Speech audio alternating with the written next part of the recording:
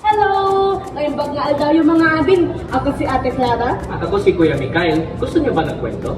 Oo, may isa kaming magandang kwento ngayon tungkol sa isang mahiwagang lugar na tawag na... Trashyverse! At sa Trashyverse, may tatlong tagapagbantay. Gusto niyo ba silang makilala? Una sila yon, ang hari ng kagubatan. Pangalawa, si Pagong, bantay ng ilog at dagat. At si Agila, ang nag-aalaga ng hangin at langit. Ay, mga anak ko! Ang daming mga basura!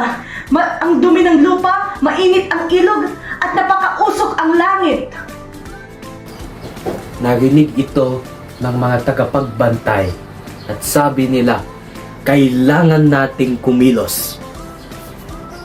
Ano to? Basura sa gubat?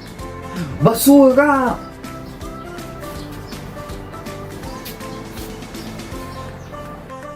Tinanggal nila yon ang mga basura at nagtinim siya ng mga puno. Sabi niya, walang kalat para malinis ang lupa.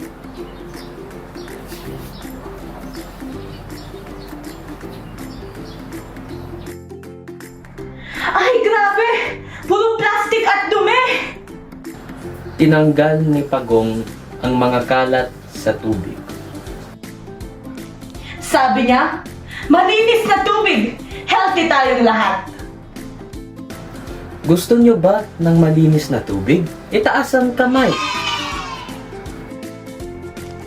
Hala! Maitim ang usok! Napakabaho! Sabi ni Agila, masarap huminga kung malinis ang hangin. Gusto niyo rin ba ang malinis na hangin? Lumipad tayo, gaya ni Agila. Gusto niyo ba maging tagapagbantay ng kalikasan? Simple lang! Maglinis, mag-recycle, at magtanim! Sino dito ang gusto mag-recycle? Sino naman ang magtatapon ng basura sa tamang lagyan? Sino dito? Para sa kalikasan, para sa Trashyverse! Thank you, kids! Maging tagapagbantay kayo, ha? Huwag niyong kalimutan yung tinuro namin! Thank you! Paalam! Gawa tayo ng mabuti para sa ating kalikasan. Thank you!